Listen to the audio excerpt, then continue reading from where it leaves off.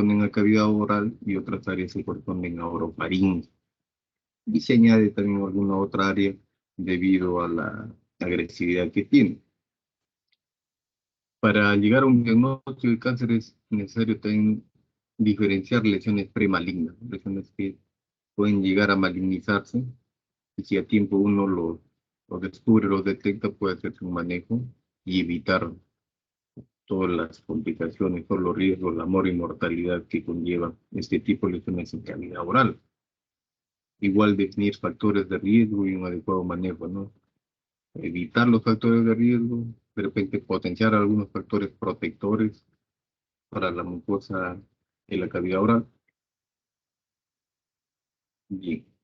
El cáncer de tiroides ocupa más o menos el 11º lugar entre todas las neoplasias malignas, cerca de un 3%. Como se dan cuenta, es bajo el porcentaje, pero en cabeza y cuello, como es manifestaba, es la segunda neoplasia más frecuente que tenemos después de lo que es la tiroides.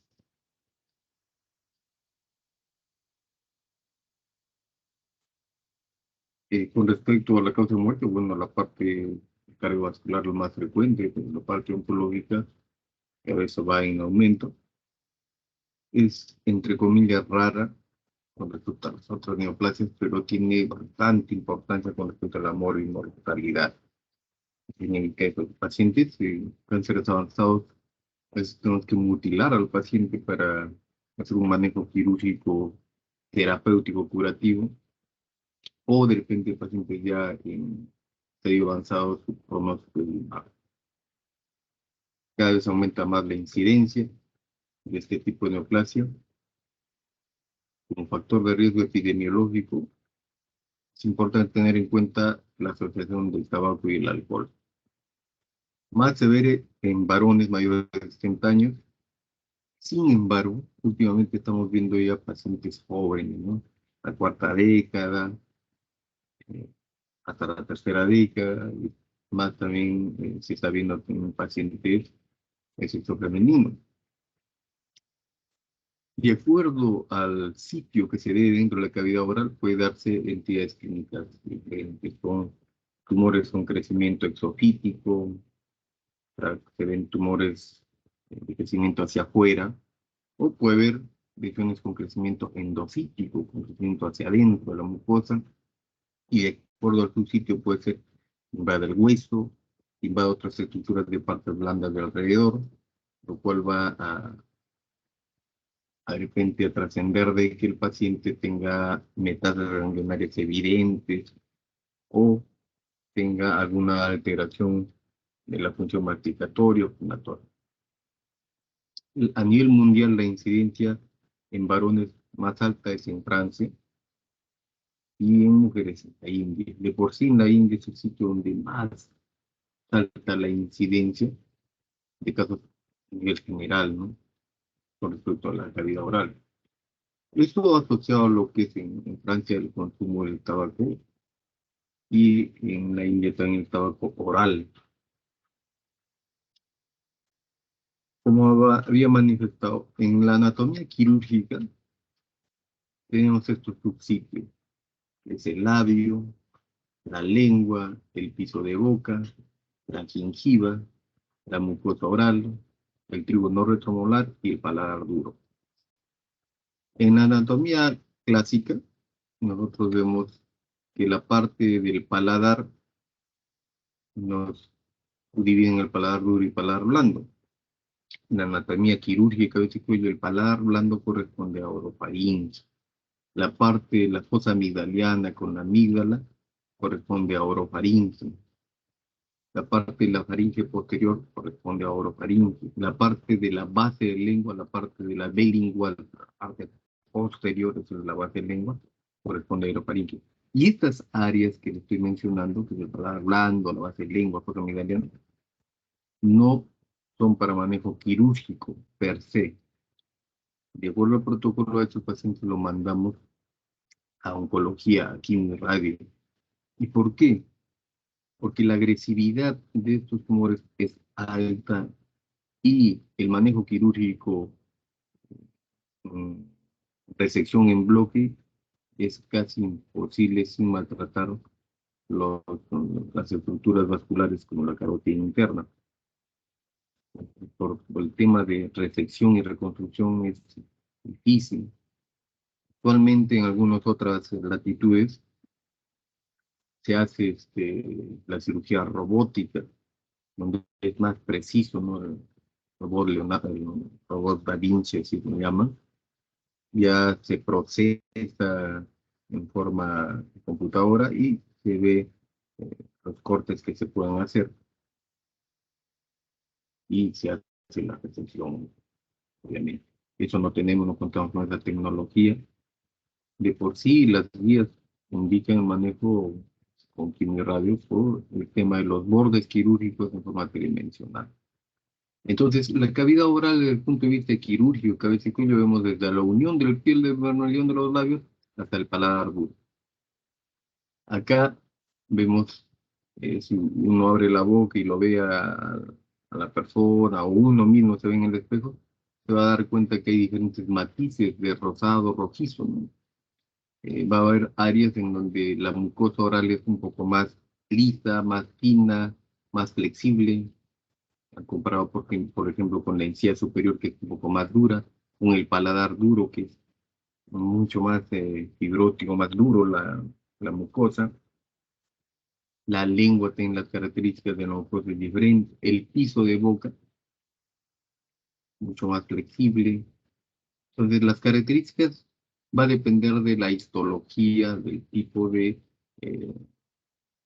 de epitelio que tenga y la cantidad de queratina que tenga. Eso va a influir también en algunas lesiones que aparezcan en algún subsitio y que tanto va a ser más fácil que puedan infiltrarse, o sea, que puedan progresar la lesión hacia adentro, ¿no? Y de acuerdo a eso va a haber pacientes que desarrollen más rápido la evolución, como por ejemplo en el trígono retromolar. El trígono retromolar es una área quirúrgica en cabeza y cuello porque en la anatomía descriptiva no se describe como tal como un área aparte, sino es parte de toda la cavidad oral, que es la encía superior y la encía inferior. La unión de estos, junto con la mucosa yugal o la mucosa oral y el borde del fosa amigdaliana, pilar amigdaliana, hay un área bien pequeñita en forma triangular que es el trígono, que eso es bien agresivo, ¿no? Una lesión que puede infiltrar ahí puede ir hasta el espacio masticatorio, que es un espacio virtual que está detrás de la rama mandibular, a altura del músculo pterigoideo interno, y puede ir a base de cráneo y avanzar rápidamente hasta hacerse irreceptable. Entonces, como conclusión, la anatomía quirúrgica no corresponde a orofaringe paladar blando, no corresponde lo que es base de lengua, que es de la B lingual para atrás, no corresponde fosa amigdaliana ni faringe posterior, ¿no? A pesar que en la anatomía descriptiva lo consideran parte cavidad. Con respecto a la estadística, vemos que el mayor porcentaje de cánceres en subsitios se da en la lengua. Un 30% es en lengua, luego le sigue piso de boca, luego ya va al trígono retromolar con la encía y mucho más porcentaje del paladar duro con la mucosa oral. Eh, en nuestro medio es igual, mayor porcentaje es la lengua, y por suerte este subsitio con la lengua es un órgano móvil que nos permite la fonación, la deglución, entonces cualquier lesión, el paciente no tolera mucho tiempo y rápidamente se puede hacer los diagnósticos, ¿no? Lo cual va a ayudar en el pronóstico del paciente, obviamente. Con respecto a la patogénesis, hay diferentes teorías, la teoría Hanahan-Weinberg, con respecto al desarrollo de la neoplasia maligna en forma general, que se basa pues en la evasión de la apoptosis o algún proceso.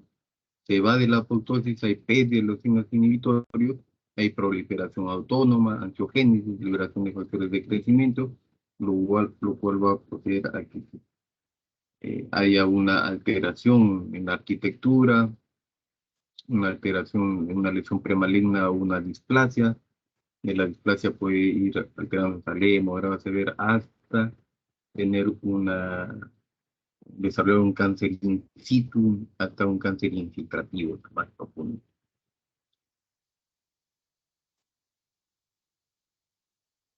Para ello, el paciente desarrolla factores de riesgo y como manifestada dentro de la epidemiología, son todos los factores de riesgo asociados al tabaco y el alcohol. El tabaco es 7 veces más de riesgo con respecto a un paciente fumador, a uno que no fuma, es 7 veces más el riesgo. Ahora sí, ¿cuándo baja el riesgo a cero? Se dice que cuando pasa 10 años y el paciente deja de fumar, puede bajar el riesgo a cero. Sin embargo, en pacientes que han sido fumadores pesados durante larga data, por más que ya dejen 10 años de fumar, existe ya el daño a nivel epitelial, ¿no? Crónico. Y el alcohol es 6 veces más riesgo, pero los dos juntos se potencian, tiene 34 veces más de riesgo de lesionar, de provocar una lesión premaligna.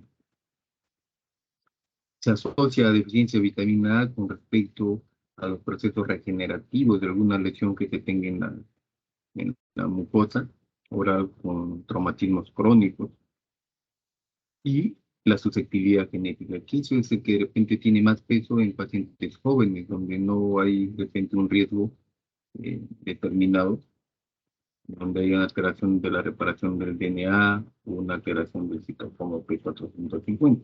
Entonces, pacientes jóvenes se encontró que tienen más riesgo de este factor genético. Pacientes con edad avanzada, de los 60 años, el proceso regenerativo, reparativo en la mucosa oral es mucho menor. Se puede aparecer más lesiones premalignas debido a una irritación crónica. La asociación de la infección viral, sobre todo del PVH, tipo 16, se da más en los cánceres de orofaringe. De por sí, a los pacientes con cáncer de orofaringe se los subdivide en un grupo PVH positivo, PVH negativo, de acuerdo a eso se da el protocolo de manejo de quimio y radio. Bueno, esto lo veo oncología. Sin embargo, en pacientes con cáncer de cavidad oral, si es que encontramos alguna lesión verrucosa, debemos hacer la biopsia y tipificar si es que es un BPH positivo, y eso va a ayudar a probables manejos que tenga el paciente de riesgo con respecto a segundos primarios o tumores sincrónicos o metacrónicos. ¿Qué significa? Que son pacientes que pueden desarrollar un cáncer de cavidad oral, pero también pueden desarrollar un cáncer en orofaringe sin tener relación. Pueden ser en el mismo tiempo que se dan los diagnósticos, que son un segundo primario, sincrónico, que es a la vez. O puede ser que después del tratamiento puede desarrollar un cáncer en otro subsitio, que son los metacrónicos. Y eso se puede dar en toda la mucosa aerodigestiva. Puede ser desde la boca hasta el ano, pues, en ese riesgo, ¿no? Sobre todo en la parte aerodigestiva superior, con respecto a VIH. Entonces,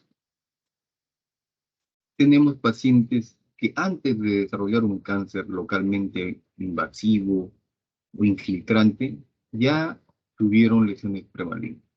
En la mayoría de casos será eso. El paciente ha tenido una lesión premaligna que no se ha detectado a tiempo. Entonces, ahí la importancia de la parte preventiva, la parte promocional en los médicos generales, ¿no? De detectar pacientes que tengan alguna alteración de la mucosa oral que requiera una biopsia o requiera un manejo. Dentro de ellas tenemos los dos más importantes, la leucoplasia y la eritroplasia. La leucoplasia tiene más o menos un 15% de riesgo de desarrollar un cáncer. Son las lesiones más frecuentes que se dan sobre todo en sitios de irritación crónica o en sitios donde hay más exposición del factor de riesgo de tabaco o de lesiones crónicas. Pueden progresar a un carcinoma invasor, más o menos igual a un 15%, lesiones blanquecinas, como su propio nombre lo dice, puede ser un diagnóstico clínico, pues se puede corroborar con una anatomía patológica, una alteración a nivel del epitelio, de la arquitectura del epitelio. La otra lesión es la eritroplasia. La eritroplasia es mucho más agresiva que la leucoplasia. La tendencia a desarrollar o el riesgo de desarrollar el cáncer es un 30%, que eso es estadísticamente significativo desde el punto de vista oncológico. Tanto así que en otros sitios, en otros países, sobre todo en Asia, a la eritroplasia ya lo manejan como un tumor maligno, un cáncer en situ. Acá, de por sí, cuando hay áreas de displasia, tenemos que hacer las resecciones amplias, no como un cáncer, pero se tiene que hacer vigilancia estricta, porque puede ser que desarrolle nuevamente un cáncer o desarrolle un cáncer. Otra de las lesiones es el líquen plano, que no es frecuente, es menos del 4%, se da en pacientes con alteración de la inmunidad, no se ve en nuestro medio, en nuestro servicio, en nuestra área, más es la leucoplasia con la eritroplasia. Algunos ejemplos, vamos a ver una lesión blanquecina irregular,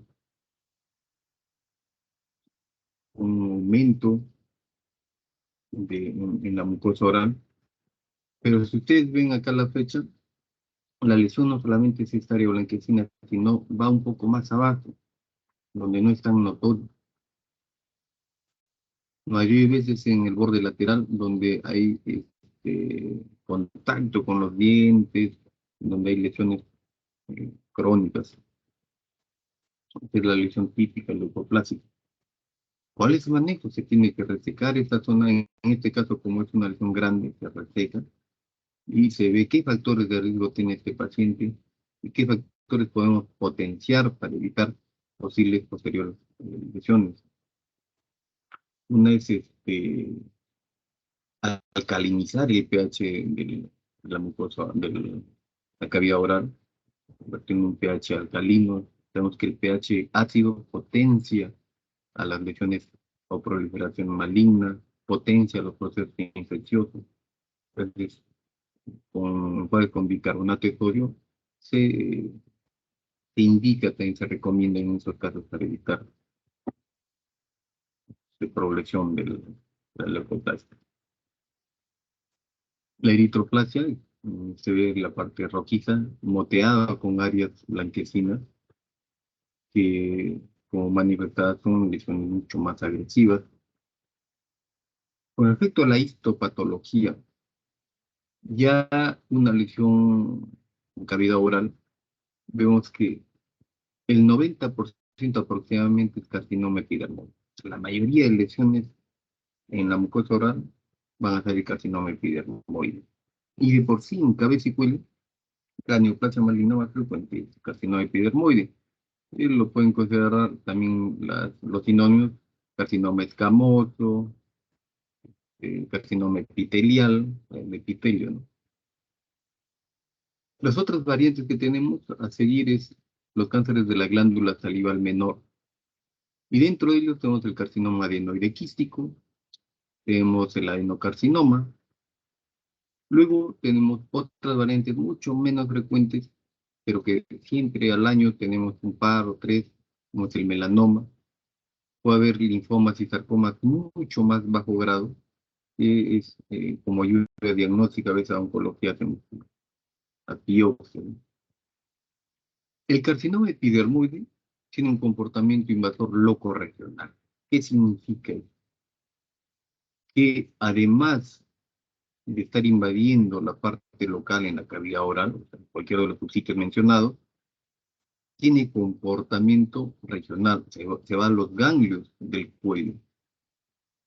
Entonces, las lesiones eh, pueden ser exofíticas o pueden ser ulcerativas, infiltrativas. Las más frecuentes son ulcerativas eh, e infiltrativas, ¿no? Del crecimiento endofítico. Pero además de la cavidad oral, van a ir o hacen micrometástasis que a veces no se evidencian en el cuello, en determinadas áreas que vamos a ver a continuación.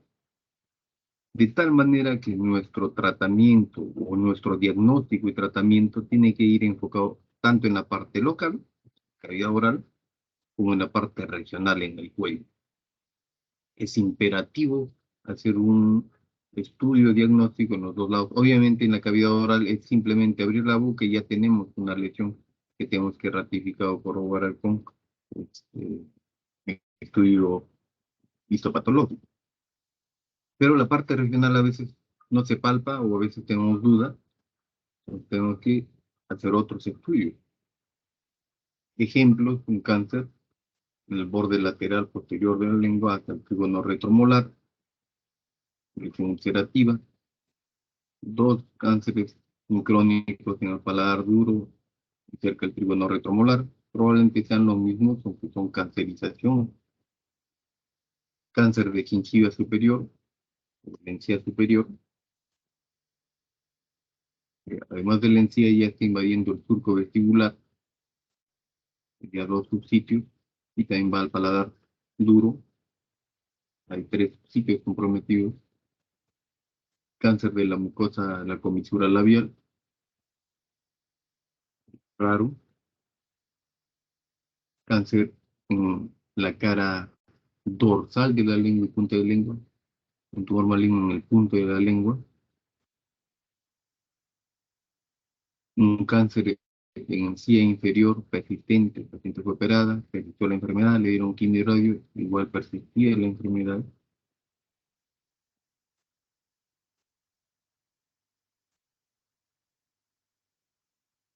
Un melanoma extenso en encía inferior, característica del melanoma son tumores oscuros, negruzcos, con diferentes a veces colores marrón, satelitosis, como acá, en el paladar duro igual. Acá se ven puntos negritos que son la satelitosis típico del melanoma en mucosa, que es el más agresivo. Otro tumor melanoma en paladar duro. El diagnóstico debería ser fácil en estadios tempranos. Y digo debería porque en realidad a veces no lo es, ¿no?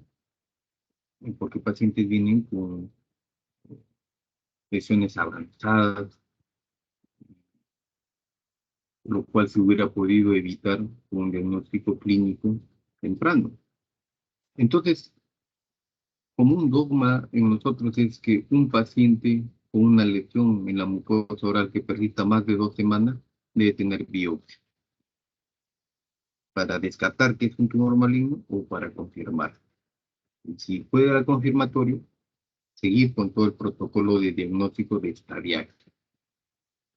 El estudio semiológico es vital, tenemos que tener una clara anamnesis para ver de dónde inició el primario, y el examen físico en la inspección y la palpación es clave.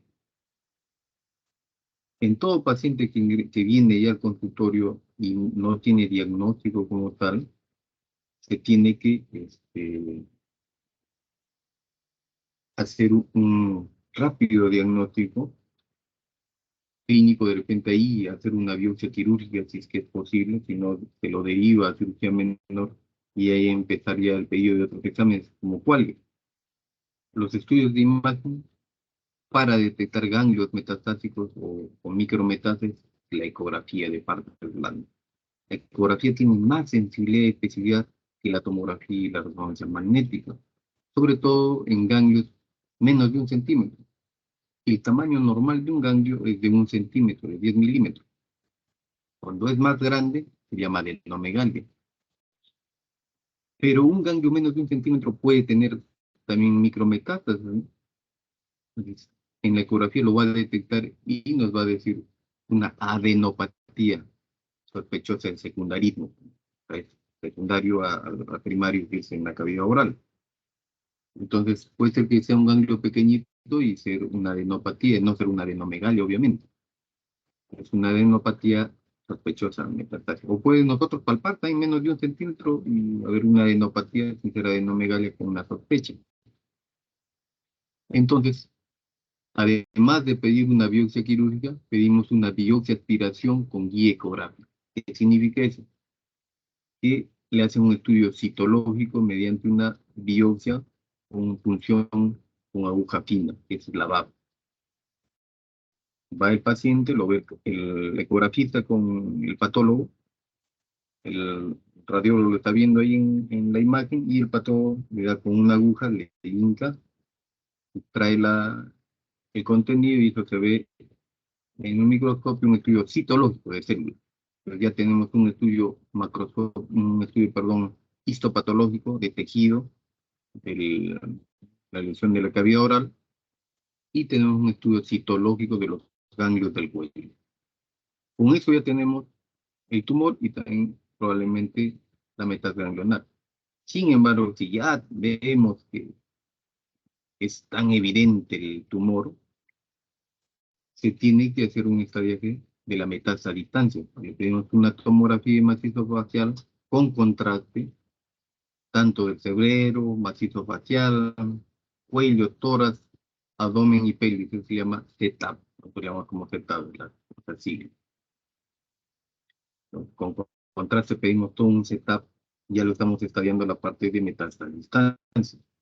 Ustedes sí conocen el TNN, ¿no? Lo que es las características del tumor primario, el N es la metástasis ganglionar y el M metástasis a distancia. Pues, generalmente ya los pacientes vienen ya con diagnóstico, no le han hecho biopsia, pero a veces puede ser que el paciente venga sin ningún estudio diagnóstico y le pedimos la biopsia quirúrgica o cirugía menor, o lo podemos hacer en el mismo consultorio, no es obligatorio, pero para avanzar, y le pedimos una VAC con guía ecográfica de cuello para avanzar ya, de repente no tiene micrometástasis, ya sabemos que es un N0, o sea, no hay metástasis, y también le pedimos una tomografía. O derivamos al oncólogo yo para que él siga haciendo el estudio del M, ¿no? A veces el paciente viene ya con signos evidentes de enfermedad avanzada que ya lamentablemente no se puede operar. Entonces, un tumor irresecable lo llamamos. Uno de los signos ominosos de irresecabilidad es el prisma. ¿Han escuchado lo que es el prisma?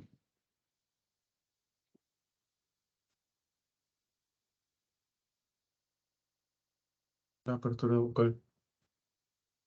Muy bien, cuando hay una alteración de la apertura oral, ¿no? La apertura oral es de 4 a 5 centímetros, pero cuando hay una apertura oral menos de 4, hay una apertura de 2 centímetros, el paciente no le duele y tiene un tumor en la cavidad oral, probablemente sea que ya esté infiltrando una área que es el espacio masticatorio. Lamentablemente, el paciente ya pasa a la categoría de irresecabilidad. Pero a veces tenemos un tumor ahí en esta área, por ejemplo, del trígono, y tenemos esa duda. De repente el tumor ya se está metiendo al espacio masticatorio y no tiene todavía trismo. Entonces le pedimos una resonancia magnética. La resonancia magnética nos va a dilucidar si es que hay un compromiso del espacio masticatorio del músculo esteroideo. El otro examen es el PET scan. ¿Han escuchado del PET scan? ¿Saben lo que significa el PET scan?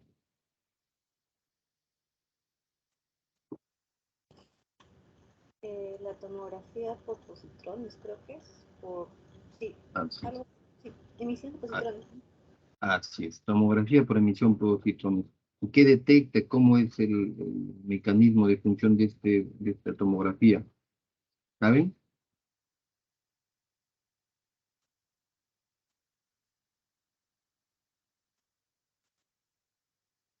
El PET scan es un examen que, si es cierto, es valioso, tenemos que agarrarlo con pinzas. La tomografía por emisión de positrones lo que me va a detectar es actividad metabólica en el cuerpo. Y obviamente la actividad metabólica puede darse en procesos inflamatorios. De repente el paciente le da una faringitis, me puede confundir con la actividad metabólica neoplásica, pero sí tenemos una herramienta ahí en pacientes donde no se puede encontrar, de repente son lesiones bien pequeñas y hay una micrometástasis ganglionar o un micrometástasis pulmonar o en alguna área de la base de cráneo, cerca de la base de cráneo. Entonces, con el PET scan nos puede dilucidar ese interrogante. PET scan no pedimos de inicio. PET scan sobre todo pedimos en los controles posteriores y lo que le pide es el servicio de oncología médica. Cuando pedimos PET scan o solicitamos a oncología que pida el PET scan en pacientes con melanoma de mucosa. ¿Por qué? Porque el riesgo de metástasis a distancia es bien alto, la incidencia es alta de metástasis. Salvo que en pacientes, obviamente son tumores avanzados, con una metástasis menor avanzada, el riesgo de metástasis es alta, se puede solicitar un PET para que veamos si es que ya estamos en un estudio clínico avanzado con metástasis a distancia y ya no requiere algún otro manejo terapéutico más que un manejo paliativo. Entonces, para hacer un diagnóstico en cáncer de cavidad oral necesitamos de primera instancia una biopsia quirúrgica de la lesión de la cavidad oral. Ese es un estudio histopatológico, un estudio de tejido. Además, necesitamos un estudio de los ganglios del cuello, que es una ecografía del cuello con probable biopsia aspiración con guía ecográfica. Una VAF con guía ecográfica. Si es que es evidente que hay una adenomegalia, la VAF con guía ecográfica. Por aquí con VAF. A veces, para adelantarnos, ya pedimos de frente la VAF con guía ecográfica, si no palpemos ganglios. Y ahí el patólogo o el radiólogo nos va a decir que no hay ganglios sospechosos, de tal manera que no se hace la biopsia aspiración. Luego, para ver el M, se pide la tomografía con contraste desde el cerebro hasta abdomen y pelvis. Cerebro, matriz facial, cuello, tórax, abdomen y pelvis.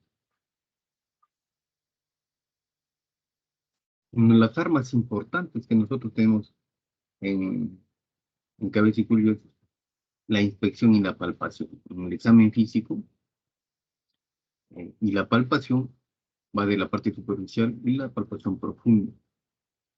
La palpación se hace bimanual, con dos manos, puede ser delante del paciente o detrás. Acá está explorando la parte anterior, lo que es tiroides, pero también exploramos la parte del esternocleidomastoideo, que es la parte lateral, donde vamos a evidenciar los ganglios que están en el cuello. Vamos a ver un caso de una anamnesis de un paciente con cáncer de cavidad oral, que es un paciente joven. Vamos a ver cómo es su anamnesis de esta paciente. No es tan típica este tipo de presentación que demoran un año y medio, porque las lesiones de cavidad oral, 3 meses, progresan rápidamente. Acá por la edad joven, de repente el sistema inmune un poco que frenaba. Buenos días. Dígame, ¿cuál es su molestia ahorita principal? Bueno, doctor, tengo la herida en la lengua, ¿Ya? ¿no? Entonces, ¿Le bueno, duele? me duele cuando lo aplastan Cuando y lo a veces aplastan. cuando como un Cuando come. poquito, cualquier A ver. cosita, ¿no? Pero no es fuerte el dolor. ¿Desde cuándo tiene la molestia? Ya un año, doctor, Un año. pero empezó ¿Cómo? de algo chiquitito, ¿no? ¿Ya? Como si me parece que Como un escarbuto, como decía. Ajá. ¿Ya? Pero ¿notó que aumentaba de No, tamaño esa lesión o estaba ahí? No, cuando sale el escorbuto tomaba pastillas pensando que es la herpes, así, ¿no? Claro.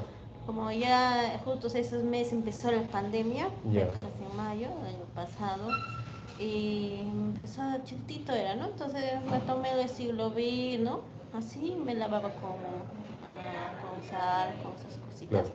Y bueno, pasó. Ya. De ahí ya pasó, ya dije entonces era eso, pero de ahí volvió otra vez, ¿no? Ya. A dolerme, fastidiarme. Y bueno, seguía tomando el Siglovir y me pasaba con eso, ¿no? Ya. Pero de ahí, como no atendían por la pandemia en los hospitales, como yo soy de provincia también, no atendía y no podía ir al médico. Entonces, terminando más o menos cuando terminó la pandemia, en agosto o en junio, no me acuerdo bien mucho, me fui al médico, al hospital donde queda, ¿no? Donde es mi zona, en Ancash. Y pues me hicieron un poquito un desopado, dice que no, y hicieron llevaron al laboratorio y dijeron que podría ser algo así como dijeron, como hongo, así, ¿no? Ya. Entonces me dieron medicamentos, ¿no? Me estaban dando, y entonces bajó también el dolor, la herida, ¿no? No es Bien, ¿qué opinan ahí de este caso? A ver, ¿alguna opinión les merece? A veces pasa de nosotros eh, que nos llegan pacientes que han sido vistos por profesionales de la salud, pues, odontólogos, médicos generales, cirujanos, que le están tratando como si fuera otra patología, ¿no? De repente es un granuloma, es una infección dental, de repente ahí han hecho una curación dental y piensan que es un proceso inflamatorio crónico, hasta que ya avanza tanto la enfermedad que ya es evidente que requiere una biopsia quirúrgica.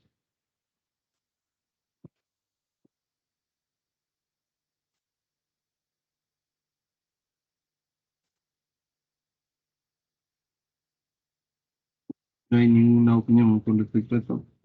Buenos días. mejor Dígame, ¿cuál es su te molestia ahorita referimos, porque yo principal? soy de Asunción, No, Chiapas.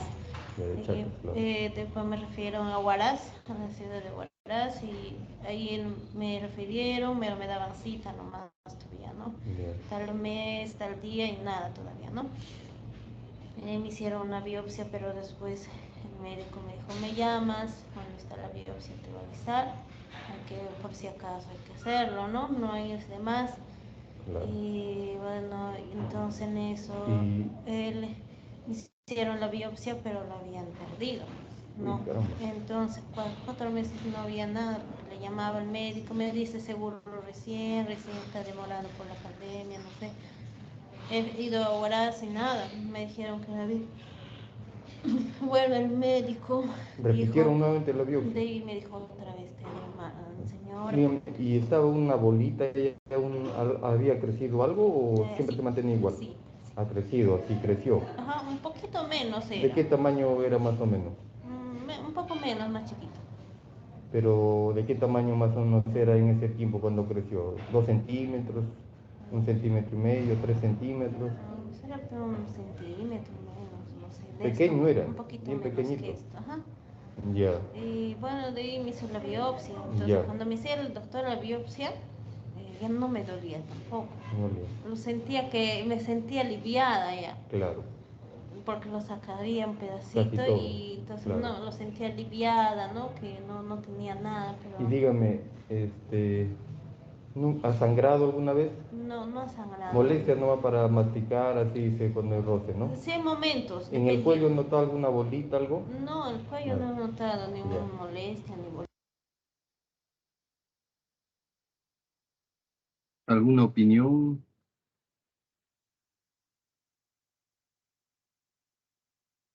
Creo que era de un tamaño pequeño, ¿no? Decía de 1 centímetro y que la biopsia que le tomaron se le perdió al médico.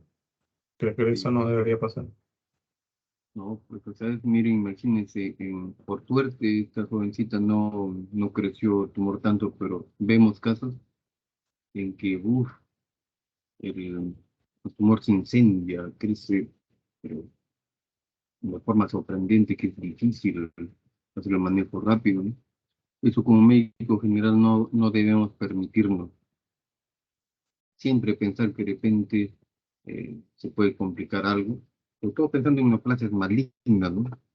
Entonces, que este curso sirva o esta clase sirva para tener un poquito de conciencia en un paciente que tenga esto, inmediatamente decir, ¿sabes qué? Mira, anda de cabeza y cuello, o es necesario que te haga una biopsia quirúrgica, pero en un sitio eh, que se sepa hacer eso, que exista ese proceso de hacer los diagnósticos, ¿no?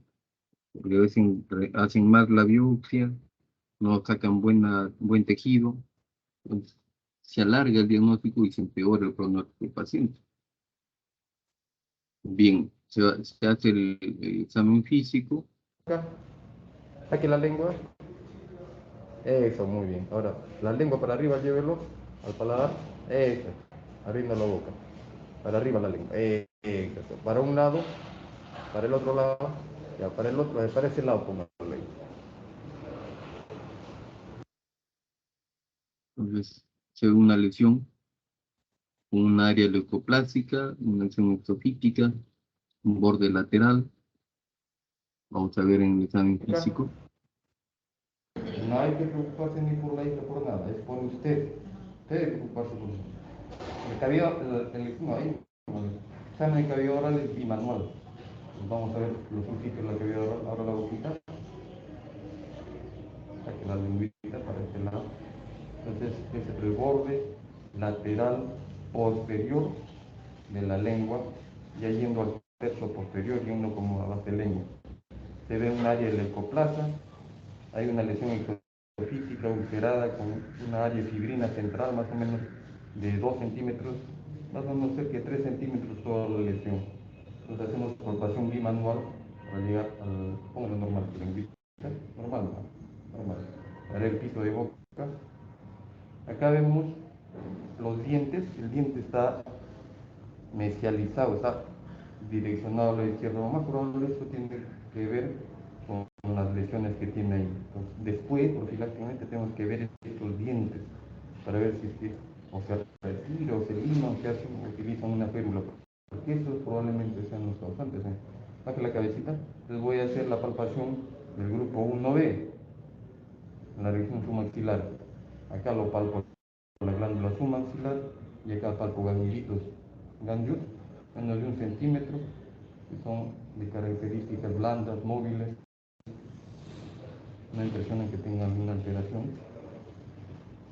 Palpo el grupo 2 del 2A y 2B, agarrando el esternocleidomastoideo con mi índice y con mi pulgar.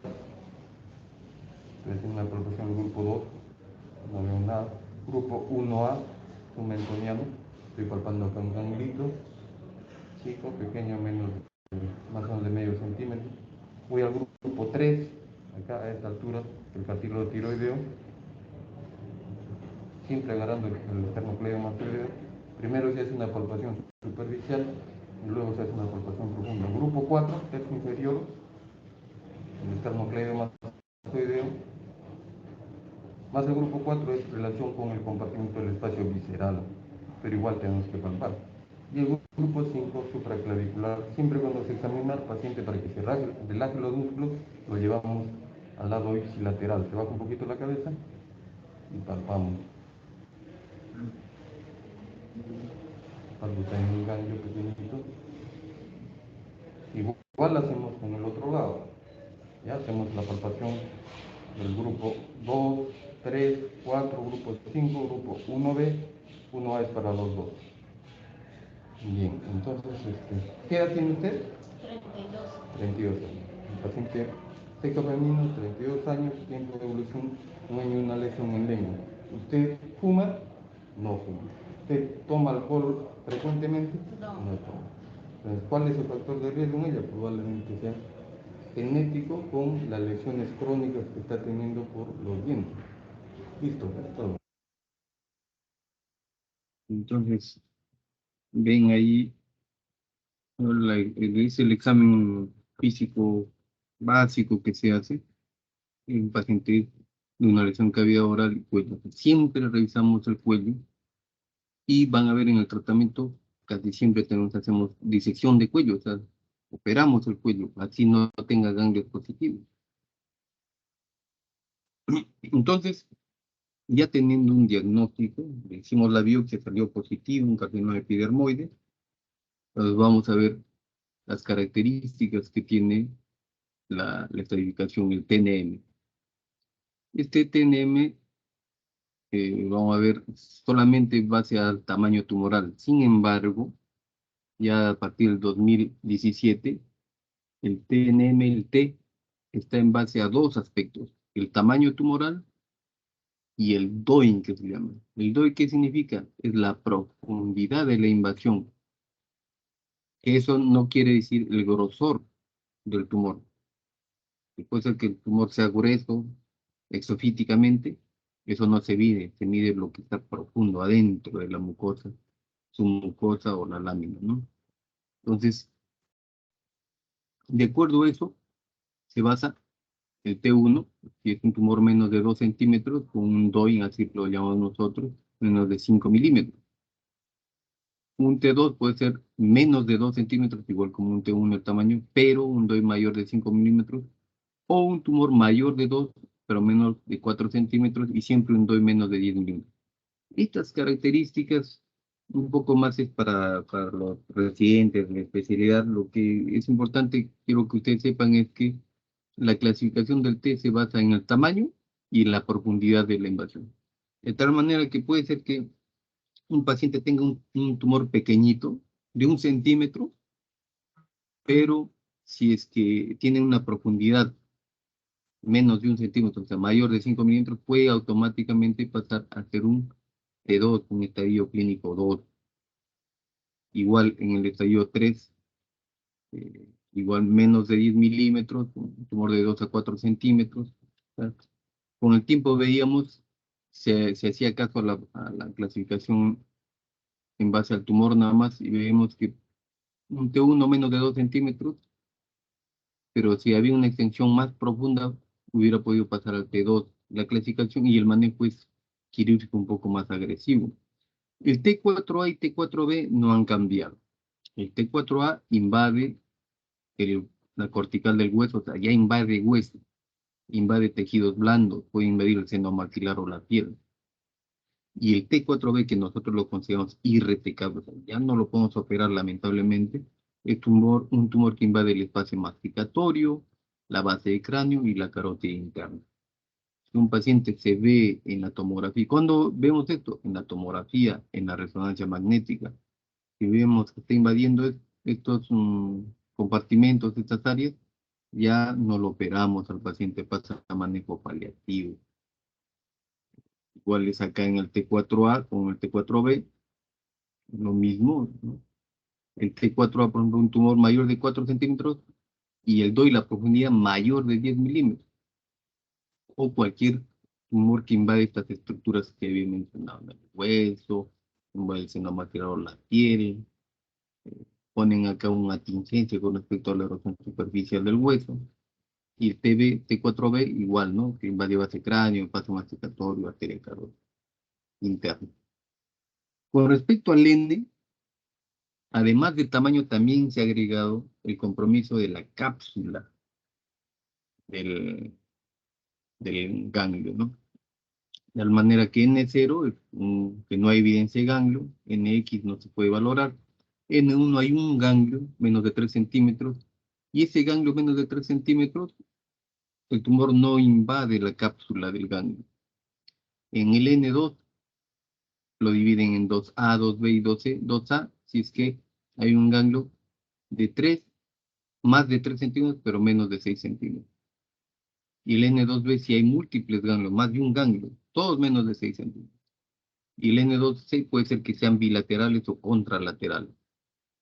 Esto ya me aumenta el estadio clínico y obviamente el pronóstico es más desfavorable.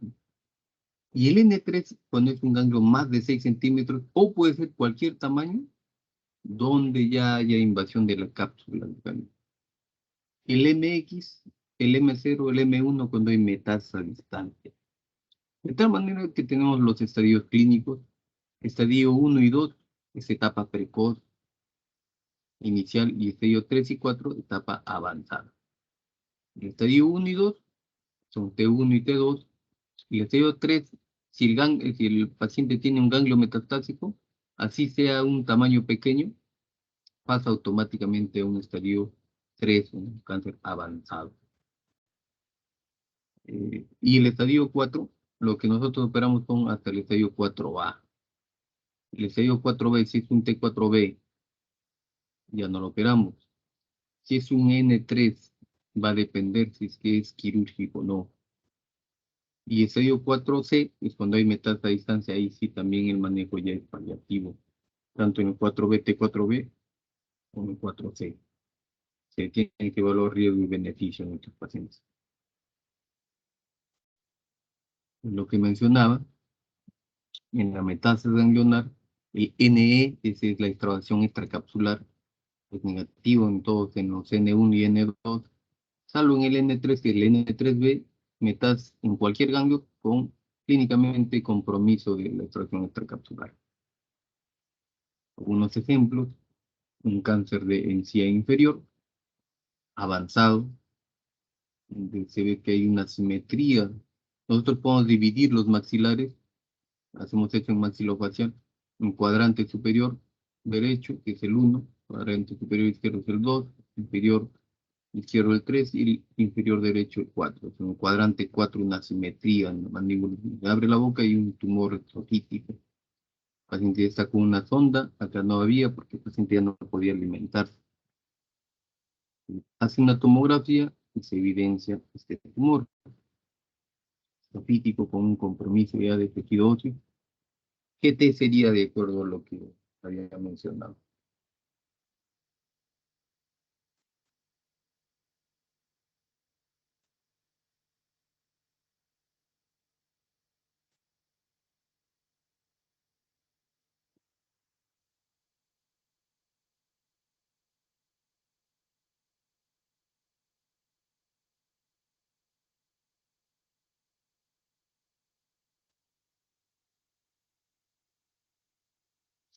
¿Alguien puede decirme qué T es este de acá? Es un tumor de cavidad oral de encía inferior, de gingiva inferior. ¿Qué T? T1, T2, T3, T4.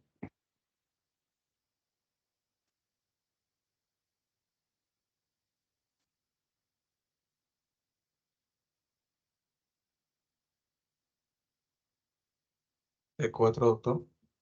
Un invade hueso, creo. Claro, está invadiendo huesos. Es un T4A.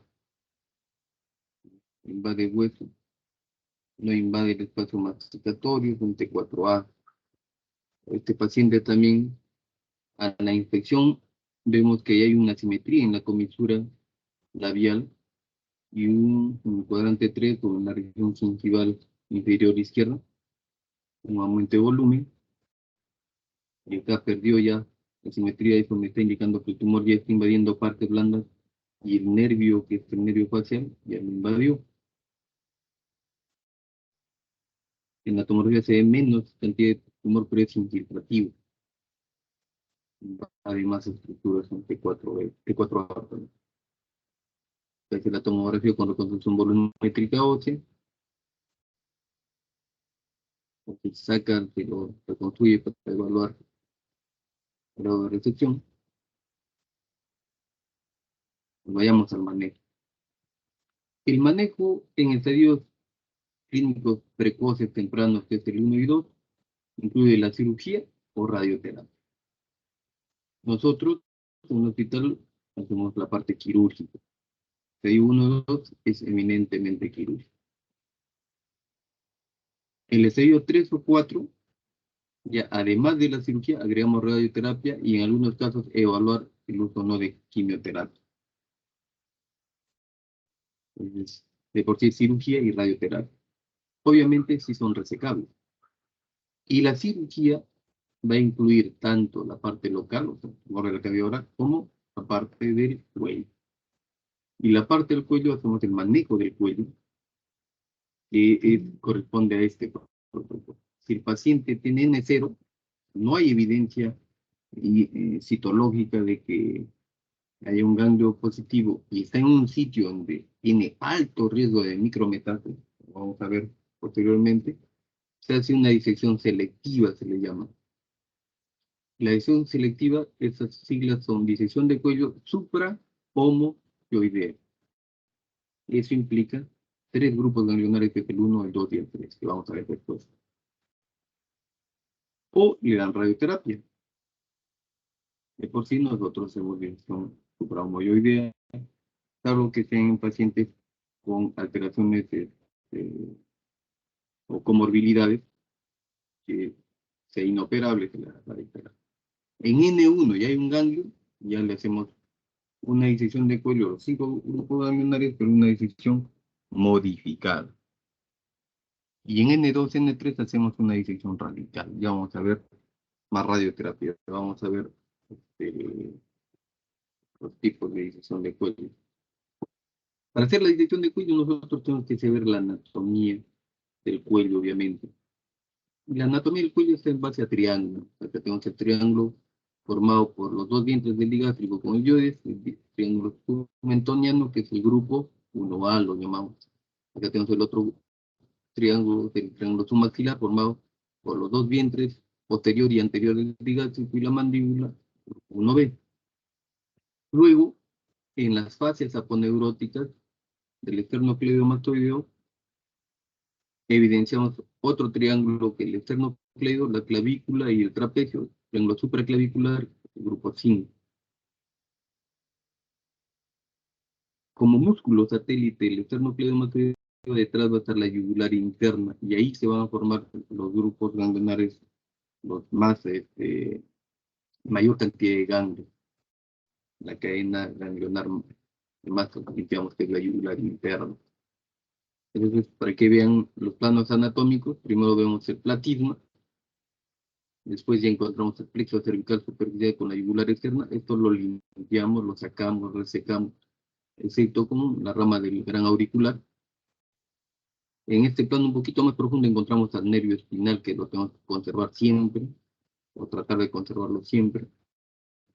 Luego que retiramos ya, o separamos el esternocleidomastoideo, nos vamos más profundo, y vemos ya el paquete vasculo-nervioso del cuello, dividido por el músculo moyoideo.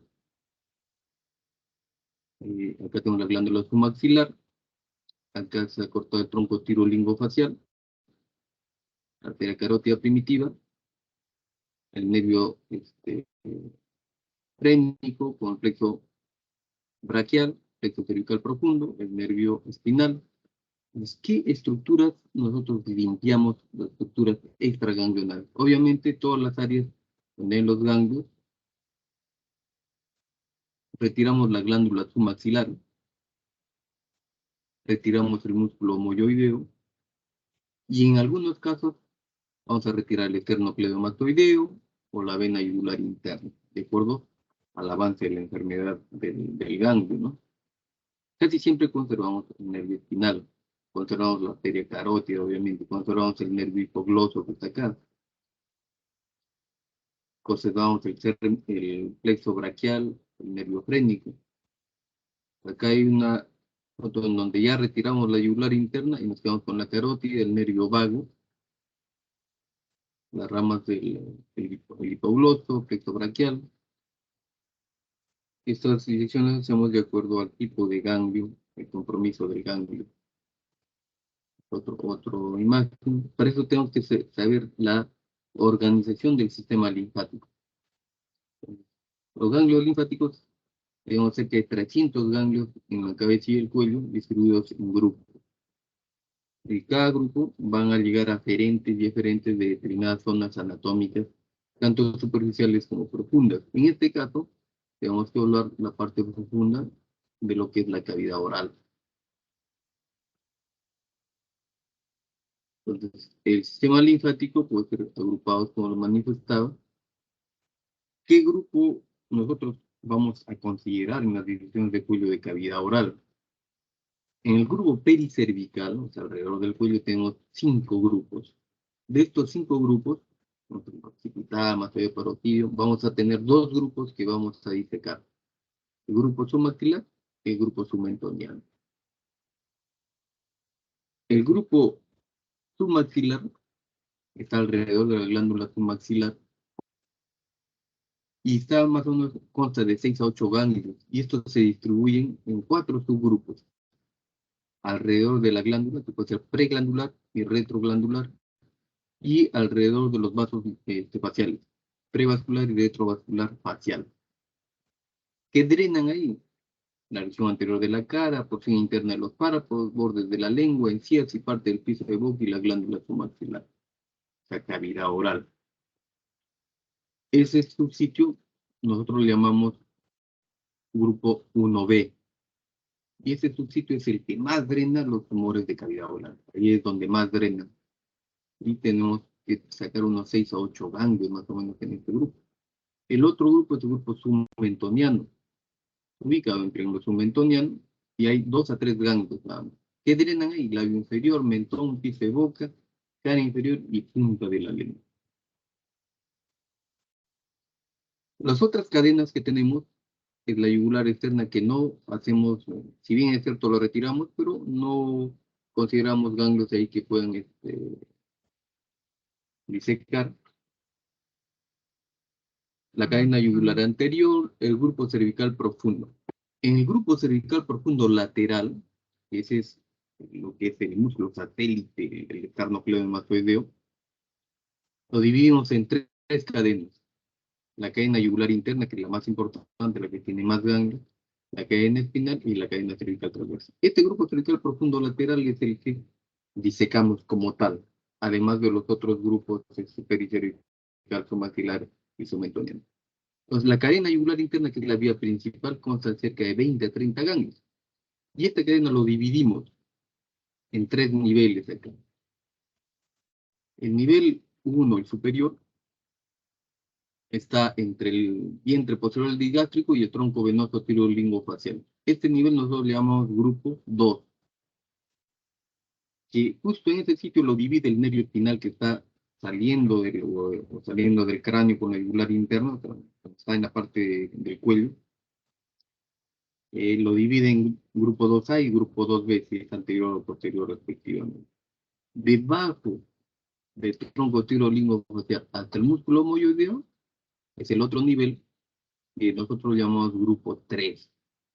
Y debajo del homoyoideo es el otro nivel que es el 3, nosotros llamamos grupo 4. ¿Qué drenan ahí? Porción anterior de la cabeza, base de lengua y parte del compartimiento visceral del cuerpo.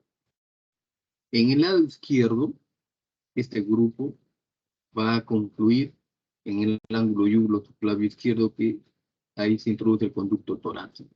Y en el lado derecho la gran vena linfática. Ese es el grupo 4.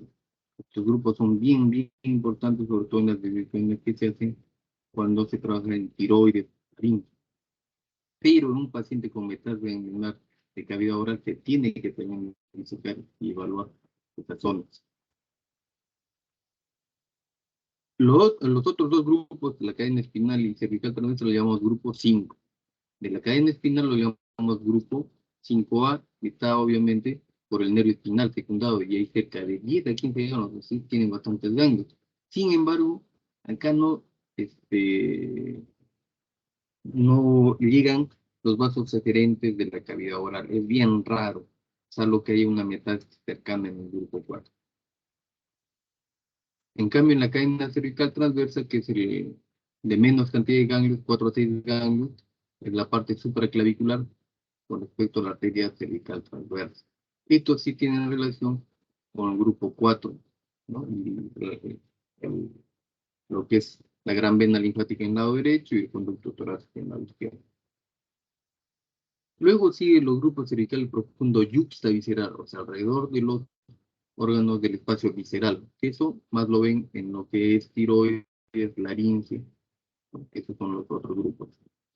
Y acá hay una imagen donde se ve de dónde drenan posibles focos primarios en un ganglio. Puede ser que a veces solamente venga el paciente con una masa, un tumor en alguna de estas áreas, en otros grupos ganglionares, y no saber el primario. Entonces, para eso tenemos una idea de dónde vienen. Por ejemplo, en el grupo 1A, que es el submentoniano, ¿qué drena ahí? Labio inferior, suelo de boca, encía inferior. Un paciente con una metástasis, acá, un ganglio, una adenomegalia, que le hacemos la biopsia y sale metastásico, tenemos que evaluar esta zona. Que obviamente es evidente cuando uno abre la boca. En un grupo 1B, submaxilar, ¿qué drena ahí? Cara, nariz, senos, paranasales, cavidad oral, glándula submandibular. Tenemos varias áreas acá de drenan. Glándula submandibular, cavidad oral. En el grupo 2, sobre todo en el 2B, tenemos que drena cavidad oral, orofaringe, nasofaringe, hipofaringe, laringe, supraglótica, todo lo que es la parte posterior, orofaringe, nasofaringe, hipofaringe. Acá drena, son los sitios más frecuentes. En cavidad oral es en 1B, en grupo 2 más nasofaringe, orofaringe, pero también drena acá cavidad oral. Cambio en el grupo 3, que drena tiroides, laringe, hipofaringe, esófago cervical. Está más compartimento visceral. En el grupo 4, si es que es del lado izquierdo, tenemos que hablar órganos intraabdominales, mama, pulmón, esófago, tiroides. No hay nada acá de cavidad oral, pero puede un paciente con metástasis en el grupo 1 o 2 y al grupo 4 sí. Por eso es que hacemos las opciones de este lado. Y en el grupo 5, ¿qué drena? 5A o 5B, nasofaringe, tiroides, esófago, pulmón, mama. Nada que ver con cavidad oral, pero igual es el manejo, ¿no? Nasofaringe y tiroides. Nasofaringe está bien posterior y arriba, cerca de base cráneo, puede drenar, puede hacer una metástasis en el grupo 5. Entonces, este es un resumen. Así nosotros lo diseñamos, así lo hacemos en forma más práctica, lo que es los grupos ganglionarios, ¿no? Grupo 1A submentoniano, submaxolar 1B, grupo 2A y 2B divididos por el nervio espinal, que está a la altura del vientre del digástrico posterior, con el tronco tirolingofacial, del tronco tirolingofacial hasta el lomo ioideo, grupo 3, del lomo ioideo para abajo, grupo 4, todos de la cadena yugular interna. Y grupo 5, supraclavicular. En números romanos nosotros lo dividimos así. Grupo 6, la parte central. Eso van a ver ya con la doctora Quevedo en la parte de tiroides y laringe. A veces modificada un tiempo había solamente uno, lo dividieron 1A, 1B. Acá este es 1A, este es 1B, está equivocado. Grupo 2A, 2B. 3, el 4 inclusive también se dividió en 4A, 4B. Entonces, conociendo ya las características de los ganglios en la distribución de grupos ganglionares, las características de probable el drenaje de los subsitios en cavidad oral o en algún área de macizo facial, a qué grupos van, nosotros vamos a hacer los vaciamientos o disecciones cervicales, ¿no? Que va desde el vaciamiento cervical radical, que es el más agresivo, donde saca los 5 grupos ganglionares mencionados y además de eso saca el esternocleidomastoideo, la vena yugular interna y el nervio espinal. Para hablar de la disección de cuello, sobre todo modificada, hablamos de 3 estructuras extraganglionales. ¿Cuáles son? El esternocleidomastoideo, la vena yugular interna y el nervio espinal. Entonces, cuando hablamos de modificado, hacemos de tipo 1, tipo 2 y tipo 3, de acuerdo a si conserven una estructura, 2 estructuras o 3 estructuras extraganglionares mencionadas. Tipo 1, cuando se conserva una estructura, que es el nervio espinal. Siempre conservamos el nervio espinal. Cuando sacamos el esternocleido, la yugular interna con los 5 grupos ganglionares, le llamamos tipo 1. Tipo 2, conservamos 2 estructuras. El nervio espinal con la yugular interna o el nervio espinal con el esternocleidomastoideo. Y tipo 3, si conservamos los 3. Nervio espinal, yugular interna y el esternocleidomastoideo. ¿Y por qué siempre conservamos el nervio espinal? Porque una lesión del nervio espinal da secuelas muy fuertes en el paciente. La morbilidad es alta con respecto al dolor, el síndrome de hombro doloroso, incapacidad para mover el hombro hacia arriba, por lesión del nervio espinal que puede ser permanente o puede ser temporal, ¿no? Siempre tratamos de conservar el nervio espinal. A veces, cuando limpiamos el nervio espinal, siempre también a veces lesionamos un poco y progresivamente se vaya mejorando en el transcurso de los 6 meses al año. Y el último es la disección o vaciamiento cervical funcional. ¿Cuándo hacemos esto? Cuando no tenemos evidencia de una metástasis ganglionar. Cuando sale un N0. Hacemos la biopsia y sale negativo, adenitis inflamatoria. Pero el sitio donde está el primario tiene alto riesgo de micrometástasis. O de repente el DOI o la profundidad de lesión es alta. Entonces hacemos, ¿qué grupos ganglionares? El 1, el 2 y el 3. El 1, el 2 y el 3. Como hemos visto, estos son los grupos que más hay incidencia de metástasis en la cavidad oral. En el 3 no hay, igual abarcamos. Así, anatómicamente, el punto de vista topográfico, en la lengua hay algunos conductos diferentes, son cadenas que pueden drenar al grupo 4. a tener en cuenta en unos pacientes. Ya he tenido casos donde hacía metástasis en el grupo 4. ¿Y por qué hacemos un vaciamiento cervical funcional? O sea, cuando no hay metástasis ganglionar, por lo siguiente, en lo que es el reflejo del DOI. Acá vemos que mientras más profundo es el tumor, está invadiendo la mucosa, la lámina propia, el riesgo de metástasis ocultas va aumentando, se incrementa. Un paciente con una invasión de 3 a 8 milímetros tiene riesgo de 26%, cerca del 30% de ser micrometástasis. Y la incidencia global de metástasis ganglionar es 46%. Y obviamente la sobrevida va en decremento, ¿no? Va disminuyendo, ¿no? El factor pronóstico es mucho más bajo, ¿no? Con respecto a los que tienen más de 8 milímetros. De tal manera que después lo tipificaron y al DOI la profundidad de la lesión en 5 y 10 milímetros en base a estos dos parámetros. Todo un resumen de lo que son las metástasis. N0 no hay, N1 no hay un solo ganglio menos de 3 centímetros, N2A de 3 a 6 centímetros, N2B si hay más de 2 ganglios, ¿sí? N2C ya hay contralateral o bilateral, y N3 más de 6 centímetros, o cualquiera de estos ganglios donde haya extravasación extracapsular, o sea, haya compromiso ya de la cápsula, más allá de la cápsula del ganglio.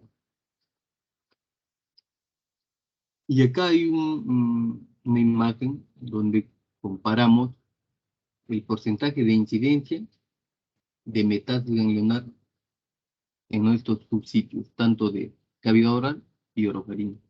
Y que vemos que a partir de la lengua, que es más o menos 30%, aumenta en lengua, encía, suelo de boca, orofaringe, hipofaringe, mucho más. De tal manera que en estos subsitios, excepto por ejemplo en el labio, que es cerca del 10%, se hace disecciones funcionales de cuello. Así no tenga el paciente metástasis ganglionar, le tenemos que hacer una disección de cuello por esta tendencia que tiene ahí, de riesgo de metástasis.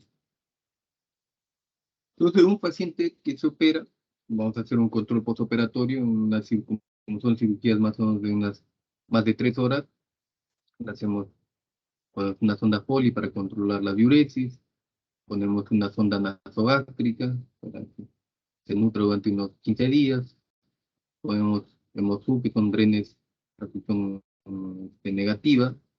Vamos a ver un paciente operado de cáncer de lengua, el primer día postoperatorio. Señor González, ¿cuánto tiene? A ver, le voy a quiero verlo su boquita, por este lado voy a entrar a ver, ¿ya? El paciente Ve operado para de acá. anquilosectomía con una Abra la disección boquita más. funcional del Ahí cuello nomás, porque era abra negativo, nomás, no saque la lengua. ¿Ya? seco, hay sangrado activo, es una glosectomía parcial nada más. Ve para acá. Esta es una paciente ya a los 15 días, hay fibrina, todo cicatrizado, ya se puede retirar ya la sonda nasogástrica porque empieza a alimentarse. Es un paciente en 8 años con control, cáncer de lengua, operado. Antes la tantito, así. Como ven acá, en el lecho quirúrgico, abre un poquito más la boca. Casi ni se ve la cicatriz porque ya hace un buen tiempo, este es el área de la cicatriz, pero está todo reepitelizado, ¿no? La lengua es noble, un órgano que, como el músculo, crece. De todas maneras vamos a evaluar las otras estructuras. Y pero bueno, baja la cabecita un poco. Ya, exacto, mire para arriba. Vamos la orofaringe, paladar, trígono retromolar, vamos a verlo acá. Levante un poquito más. Hay una molestia nomás. Listo. Listo. ¿Ya? ¿Ya? El señor Gómez, un paciente operado hace más o menos 10 años, ¿no? 2013. 2013, de un cáncer de lengua. Se le hizo una disección suprahomoyoidea con una glotectomía parcial. Tiene su control porque detecta un nódulo en el cuello ipsilateral. Entonces, se palpa acá, un nódulo pequeñito, más o menos de 5 milímetros, 1 centímetro, inflamatorio. Aparentemente tenemos que corroborar con un estudio de ecografía de partes blandas. Vamos a ver la lengua. Es un paciente con control, libre de enfermedad. Vamos a ver algunos casos específicos de la cavidad oral. Casos a veces son raros, se presentan. El reborde alveolar y trígono retromolar, prácticamente la anatomía de este es la misma ahí, pero el trígono retromolar es mucho más agresivo. Es baja la incidencia, más frecuente en varones. Miren, existe destrucción ósea en el 58%. Ustedes ven la encía, el grosor de la encía es baja, a pesar que tiene bastante queratina. La invasión a veces demora si es que el paciente tiene un buen sistema inmune, pero se ve ya un 70% aproximadamente de destrucción ósea, ¿no? A tener en cuenta en esto. Y ya prácticamente si hay destrucción ósea, pasa a un T3 a T4. El paciente puede haber pérdida de dientes, desadotación de prótesis dental. Entonces, a veces se puede confundir con gingivitis, periodontitis, ¿no? El paciente lo están manejando y dicen, no, ese es un diente cariado, hay que curarlo, está todo bien. Se va avanzando y se ve que el paciente ya puede avanzar la enfermedad, hacer centrismos, o el sangrado, agarra un vaso importante, que es sangrado demasiado, que ya requiere una biopsia. Entonces, ¿cuál es el sitio más frecuente? Reborde alveolar inferior. Obviamente, hay alto porcentaje de micrometástasis mayor de 30%, y los grupos, como había mencionado, es el 1 y 2. Mientras más aumente el T, más riesgo de metástasis. El pronóstico va a depender de todo, no solamente del encía, del T, del N y del M, ¿no? ¿Cómo se hace el manejo? T1, T2, cirugía sola satisfactoria. Con compromiso de hueso, puede realizarse una resección marginal de la mandíbula un poquito, un área, no todo el espesor. Si el cuello es negativo, igual se hace una disección de cuello supra homoyoidea, el grupo 1, 2 y 3. Siempre se hace disección de cuello. Acá un ejemplo, un tumor en encía.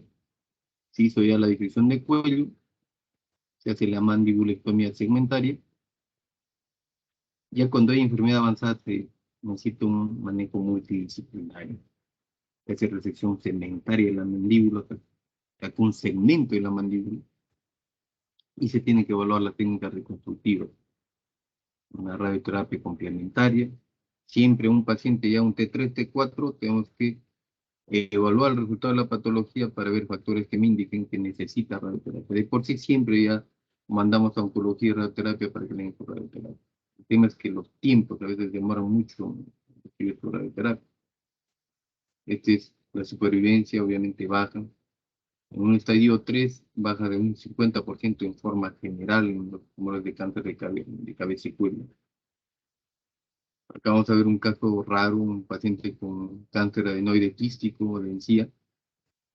Es bien raro, encía como manifestar el 95, 98% epidermoide.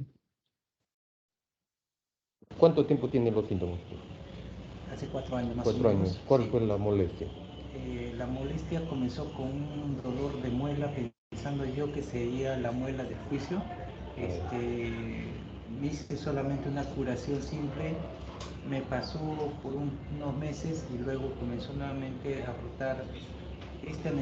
Se anestesiaba esta parte de acá. Lo sentía que no sentía sí, la igual que acá adormeció. ahora, así es, igual que acá. Entonces, Ya. y se iba. Días que venía, se ¿Y esto duraba más o menos 2 o 3 cuántos días. años? Después de esos 4 años, 6 meses después más o menos. Ya, o sea, más o menos por ese periodo, Sí, entonces. se anestesiaba y se iba, solo esta parte.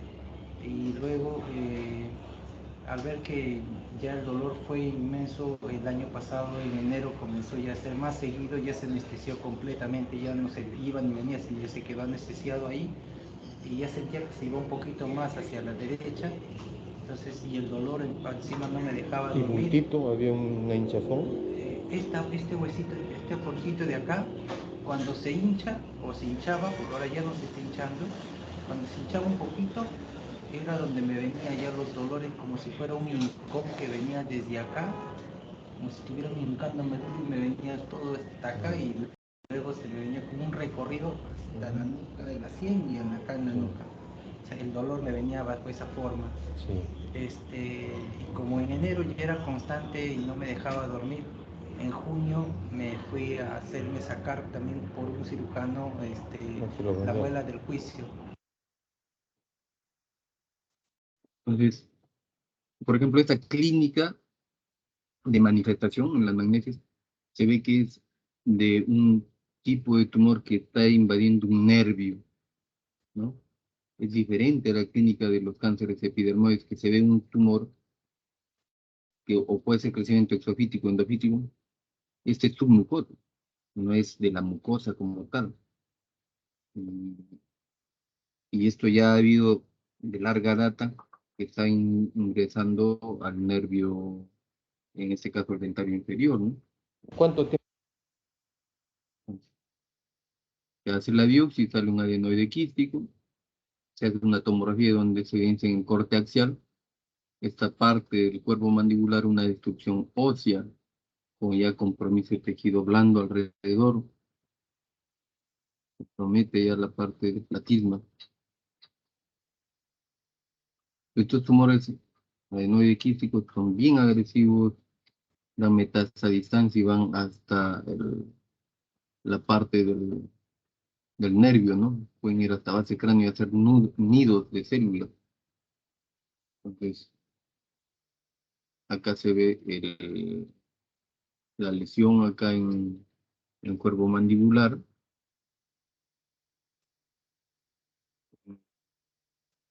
Lisis ósea.